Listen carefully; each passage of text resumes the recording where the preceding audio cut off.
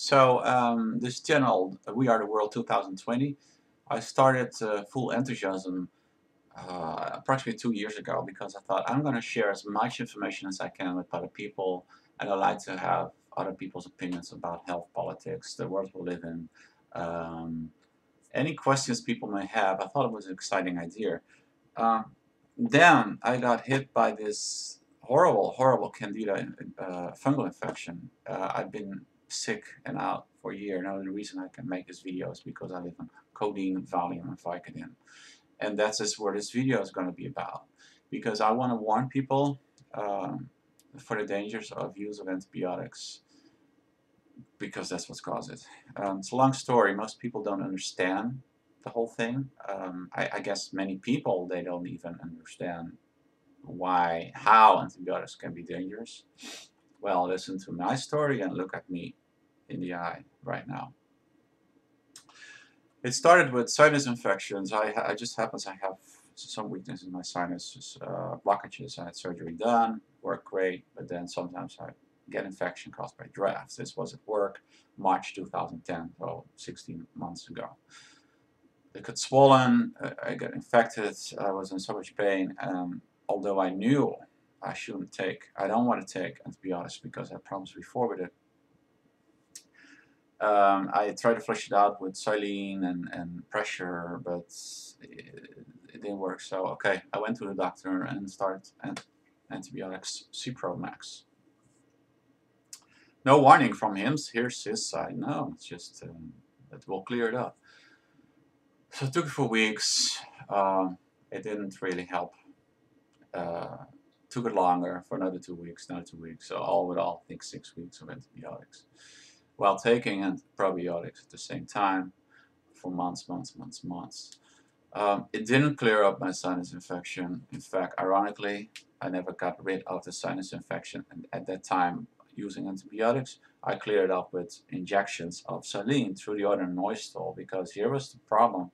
And if you hit it through the other nostril, it hits places in the membranes you don't hit through that same nostril. So people, in case you do have sinus infection, use pressure saline through both nostrils. Hey, too late for me now. My life is ruined. So what happened? No sinus infection for me anymore. That's fine. 2 months after the antibiotics, I got like brain fogs, bloating. I didn't have energy. I couldn't concentrate. I had problems with everything, and I sort of figured I have yeast overgrowth. Then I started immediately on antifungals like Paul Diarco, garlic, any antifungal on the market. They worked for a couple of weeks with a very strict diet, only veggies and small amounts. And then after 2 weeks, it stopped working. So it became, the strain of fungal became resistant. And so I visited doctors and doctors. Although I knew that I couldn't do anything, I just, hey, what do you do? They were all in denial. Every single doctor I visit say it doesn't exist. And they were like, what makes you think you have a Candida infection? You know, you probably have a bad bacteria in your stomach. And one gastroenterologist, he even made it this far that he said he wanted to prescribe me antibiotics. And I thought, you fucking idiot. I didn't say it, but I said, hell no. No antibiotics. Okay, so, and I pressured him to do stool and blood fungus test. I said, yeah, well, you know, you don't have fungus. Only some AIDS patients do have that with compromised immune systems. People, there's no difference between AIDS patients and compromising your immune system with antibiotics. You can ruin your entire immune system with antibiotics and your entire digestive tract. And that's what happened to me. Because let me tell you what happened. This was the 15th doctor I visited. He performed stool, performed and blood fungus test. It came out positive. I had fungus all over, affected my body. So, finally, after 10 months, they confirmed what I already knew for all that time, that I had like fungal infection. And no of those fuckheads doctors, so-called doctors, acknowledged all the time the problems I had. Um, it's been like over a year now. I tried every single antifungal on the market, but my strain is so aggressive that nothing helps. Nothing. There's no remedy. I have severe pain attacks. I can't sleep without Valium. I make this video on Vicodin, because I'm so much pain. The pain hunger attacks go hand in hand with me. No bowel movement. It's just horrendous. It ruined my life, till an extent. I think I don't want to live anymore. I live every day thinking, oh, it's another day. But I can't even imagine having to live another 30 years like this. You know what I mean? Would you want to live like this while only eating sauerkraut because one potato makes it worse? I don't even eat tomatoes. It's too sweet. Because fungal feeds on sugar. So I truly hope, I beg you to let this be a lesson for people who take antibiotics for everything. And don't listen to doctors because they can kill you, okay? And I'm not saying that all doctors per definition do the right thing, but they don't know anything about nutrition, toxins, candida, emotions. These are the main four categories. Use your own intuition when it comes to diseases.